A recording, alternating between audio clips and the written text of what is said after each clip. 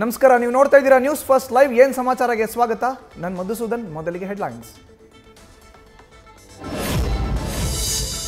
BJP ಮುಖಂಡ B L Santosh ವಿರುದ್ಧ ಅವಹೇಳನ ಪ್ರಕರಣ. ಮಹೇಶ್ ಶೆಟ್ಟಿ ತಿಮ್ರೋಡಿಗೆ 14 ದಿನಗಳ ಕಾಲ ನ್ಯಾಯಾಂಗ ಬಂಧನ. ಹಿರಿಯಡ್ಕ ಸಬ್ ಜೈಲ್ ಸ್ಥಳಾಂತರ. ನಾಳೆ ಜಾಮೀನು ಅರ್ಜಿ ವಿಚಾರಣೆ. ತಿಮ್ರೋಡಿ ಬಂಧನದ ವೇಳೆ ಪೊಲೀಸರ ಕರ್ತವ್ಯಕ್ಕೆ ಅಡ್ಡಿ ಆರೋಪ. 3 ತಿಮ್ರೋಡಿ ಬೆಂಬಲಿಗರ ಬಂಧನ. ಅಡಿಷನಲ್ ಎಸ್ಪಿ ಕಾರ್ಗೆ ಹಿಂದಿನಿಂದ ಗುದ್ದಿದ ಆರೋಪಿಗಳು.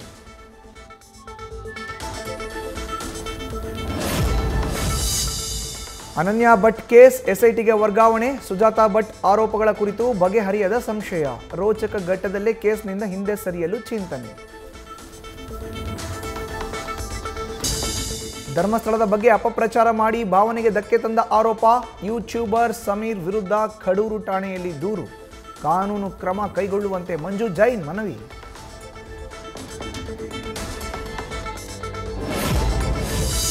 ಧರ್ಮದ ಉಳಿವಿಗಾಗಿ ಬಿಜೆಪಿಯಿಂದ ಧರ್ಮಯುದ್ಧ ಅಭಿಯಾನ. ರಾಜ್ಯದ 224 ಕ್ಷೇತ್ರಗಳಲ್ಲೂ ಇಂದಿನಿಂದ 1 ವಾರ ಹೋರಾಟ. ಧರ್ಮಸ್ಥಳದ ಉಳಿವಿಗಾಗಿ ಕರೆ ಕೊಟ್ಟ ಬಿಜೆಪಿ ರಾಜ್ಯಾಧ್ಯಕ್ಷ ವಿಜಯೇಂದ್ರ. ಚಿತ್ರದುರ್ಗದ ವರ್ಷಿತಾ ಹತ್ಯೆ ಆರೋಪಿ ಕಠಿಣ ಶಿಕ್ಷೆ ನೀಡುವಂತೆ ಆಗ್ರಹ. ಯುವ ಕರ್ನಾಟಕ ವೇದಿಕೆ ವತಿಯಿಂದ ಇಂದು ಪ್ರತಿಭಟನೆಗೆ ಕರೆ. ಪ್ರವಾಸಿ ಮಂದಿರದಿಂದ ಅಂಬೇಡ್ಕರ್ ಸರ್ಕಲ್ ವರೆಗೆ ರ್ಯಾಲಿಗೆ ನಿರ್ಧಾರ.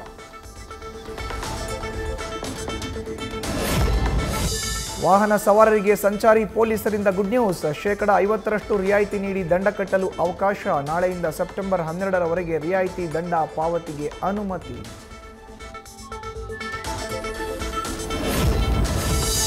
ನಿರಂತರ ಮಳೆಗೆ ಮನೆಯ ಗೋಡೆ ಕುಸಿದು ಮಹಿಳೆಗೆ ಗಂಭೀರ ಗಾಯ. ಬೆಳಗಾವಿಯ ನಿಪಾಣಿ ತಾಲೂಕಿನ ಬೆಡಕಿಹಾಳ ಗ್ರಾಮದಲ್ಲಿ ಘಟನೆ.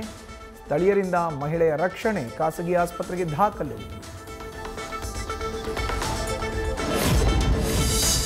ಮಹಾರಾಷ್ಟ್ರದ ಘಟ್ಟ ಪ್ರದೇಶದ ಮಳೆಯಿಂದ ಬೆಳಗಾವಿಯಲ್ಲಿ ಆತಂಕ. ಕೃಷ್ಣಾ ನದಿ ಉಕ್ಕಿ ಹರಿದು ರಾಯಬಾಗ ತಾಲೂಕಿನ ಸುಗಂಧಾದೇವಿ ದೇವಸ್ಥಾನ ಜಲಾವೃತ. ಪೂಜೆ ಪುನಸ್ಕಾರ ಸ್ಥಗಿತ.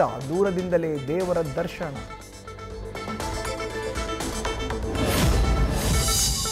ಧಾರಾಕಾರ ಮಳೆಯಿಂದ ತುಂಗಭದ್ರಾ ಜಲಾಶಯ ಸಂಪೂರ್ಣ ಭರ್ತಿ. 25 ಕ್ರಸ್ಟ್ ಗೇಟ್ಗಳ ಮೂಲಕ ನದಿಗೆ ನೀರು ರಿಲೀಸ್. ಗಂಗಾವತಿ ಕಂಪ್ಲಿ ಸೇತುವೆ ಮುಳುಗಡೆ.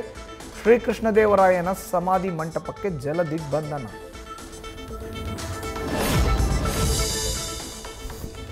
ಡಿಎಂಕೆ ಬಿಜೆಪಿ ಸೇರಿ ಯಾರ ಜೊತೆಗೂ ಮೈತ್ರಿ ಇಲ್ಲ.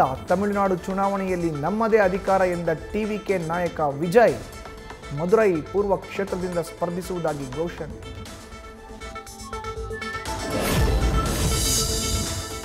ದೆಹಲಿಯಲ್ಲಿ ಬೀದಿ ನಾಯಿಗಳನ್ನು ಶೆಲ್ಟರ್ಗೆ ಸೇರಿಸುವ ಬಗ್ಗೆ ಪರ ವಿರೋಧ. ದ್ವಿಸದಸ್ಯ ಪೀಠದ ತೀರ್ಪು ಪ್ರಶ್ನಿಸಿದ ಅರ್ಜಿಗಳ ಬಗ್ಗೆ ಇಂದು ಸುಪ್ರೀಂ ಆದೇಶ. ತಡೆ ನೀಡಬೇಕೇ ಬೇಡವೇ ಎಂಬ ಬಗ್ಗೆ ತೀರ್ಪು ನೀಡದಿರುವ ಸುಪ್ರೀಂ ಕೋರ್ಟ್. ಭಾರತದಲ್ಲಿ ಇನ್ನೂ ರಿಯಲ್ ಮನಿ ಗೇಮಿಂಗ್ ಕಡ್ಡಾಯ ನಿಷೇಧ. ಸಂಸತ್ನ ಉಭಯ ಸದನಗಳಲ್ಲೂ ಆನ್ಲೈನ್ ಗೇಮ್ ನಿಯಂತ್ರಣ ವಿಧೇಯಕ ಅಂಗೀಕಾರ. ರಾಷ್ಟ್ರಪತಿಗಳ ಅಂಕಿತದ ಬಳಿಕ ಹೊಸ ಕಾನೂನು ಜಾರಿ.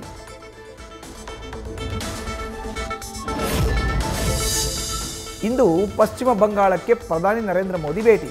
ಕೋಲ್ಕತ್ತಾದಲ್ಲಿ 3 ಮೆಟ್ರೋ ಕಾರಿಡಾರ್ಗಳನ್ನು ಉದ್ಘಾಟಿಸಲಿರುವ ನಮೋ.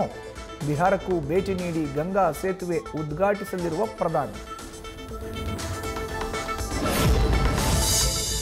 ನಾವು ರಷ್ಯಾ ತೈಲದ ಅತಿ ದೊಡ್ಡ ಗ್ರಾಹಕರಲ್ಲ, ಅದು ಚೀನಾ ಯುರೋಪ್ ದೇಶಗಳು. ಅಮೆರಿಕ ಅಧ್ಯಕ್ಷ ಟ್ರಂಪ್ಗೆ ಟೀಕೆ. ಜೈಶಂಕರ್ ತಿರುಗೇಟು. ಮಾಸ್ಕೋದಲ್ಲಿ ಪುಟಿನ್ ಭೇಟಿಯಾದ ಜೈಶಂಕರ್. ಭಾರತದ ಮೇಲಿನ ಟ್ರಂಪ್ ತೆರಿಗೆ ದಾಳಿಗೆ ಚೀನಾ ರಾಯಭಾರಿ ಖಂಡನೆ. 50% ತೆರಿಗೆ ಹೇರಿದ್ದರ ವಿರುದ್ಧ ಭಾರತಕ್ಕೆ ನಮ್ಮ ಬೆಂಬಲ. ಏಷ್ಯಾದ ಆರ್ಥಿಕ ಪ್ರಗತಿಗೆ ಭಾರ.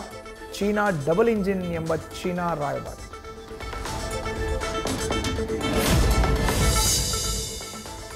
ಭಾರತ ಪಾಕಿಸ್ತಾನ ಟಿ20 ಕ್ರಿಕೆಟ್ ಕದನಕ್ಕೆ ಕೇಂದ್ರದ ಗ್ರೀನ್ ಸಿಗ್ನಲ್.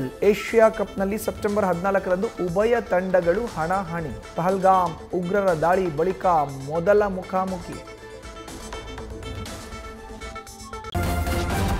ನ್ಯೂಸ್ ಫಸ್ಟ್ ನಿರ್ಭೀತಿಯಿಂದ ನಿಮ್ಮ ಪರವಾಗಿ.